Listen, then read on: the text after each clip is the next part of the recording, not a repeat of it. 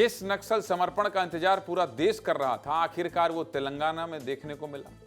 जिस नक्सली को लेकर पूरे देश में सस्पेंस बरकरार था, लोग चर्चा कर रहे थे कि आखिर देव जी सरेंडर करेगा या फिर एनकाउंटर में ढेर होगा। मैंने कहा था 4 दिन पहले, ये आदमी आएगा, प्रेस कॉन्फ्रेंस करेगा और कहेगा भाई साहब नक्सली खत्म। अच्छा हुआ, करना ही पड़ेगा, ठोक देगी सरकार। उस सस्पेंस से भी पर्दा उठ गया है और अंत में देव जी ने अपने सबसे करीबी साथियों के साथ सरेंडर कर दिया और 2 दिन पहले आई सरेंडर की खबरों पर आज आधिकारिक मोहर भी लग गई। लेकिन इस दौरान देव जी ने यह भी इशारा किया है कि आने वाले समय में वो चुनाव भी लड़ सकता है। देव जी के साथ उसके 3 साथी मौजूद हैं। सबसे किनारे देव जी बैठा हुआ है, जो नक्सलियों का आखिरी महासचिव था। देव जी के बगल में टोपी पहनकर संग्राम बैठा हुआ है, जो नक्सल संगठन में सीसी मेंबर था। तीसरे नंबर पर दामोदर बैठा हुआ है, जो तेलंगाना स्टेट कमेटी का सचिव था और लंबे समय तक हिडमा और देवा के साथ बस्तर में सक्रिय था। और आखिरी में नरसिम्हा राव उर्फ गगन्ना बैठा हुआ है, जो स्टेट कमेटी मेंबर था। इन चारों नक्सलियों के सरेंडर से तेलंगाना और आंध्र प्रदेश करीब करीब नक्सल मुक्त हो गए हैं, क्योंकि ये सभी नक्सली थे जो नक्सल संगठन के रीढ़ की हड्डी थे। पुलिस ने बाकायदा सभी सरेंडर नक्सलियों को पत्रकारों के सामने पेश किया और देव जी ने पत्रकारों से बातचीत करते हुए कहा, जानते हैं क्या कहा?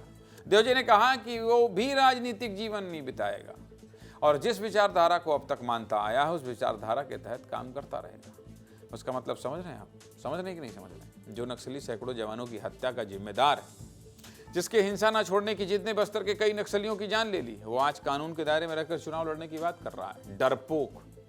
चुनाव लड़ना क्यों बोल रहा हूं जानते हैं? क्योंकि राजनीतिक जीवन का मतलब तो यही हुआ, चुनाव लड़ना या लड़वाना, जो देव जी अब इशारों में कह रहा है। सबसे पहले जरा देखिए और सुनिए देव जी क्या कह रहा है। आगे जाके जनता की समस्या के लिए कानून की दायरा में, मतलब लीगल फ्रेमवर्क में काम करूंगा। तो इसका मतलब इसे मैं ये बताना चाहता हूं कि मैंने आगे जाके भी, आइंदा भी पॉलिटिकल लाइफ भी मैंने, मतलब राजनीतिक जिंदगी ही मैं बिताऊंगा करके। और इसके साथ साथ मैंने दशकों से जो विचारधारा को माना, उसको गाइडेंस के लेकर काम किया, उसी विचारधारा को लेकर ही मैंने काम करूंगा। ये काम करूंगा, वो काम करूंगा, तो बंदूक क्या पकड़े थे अभी तक? लोगों को मार क्यों रहे थे? चले आते। डरपोक कहीं का।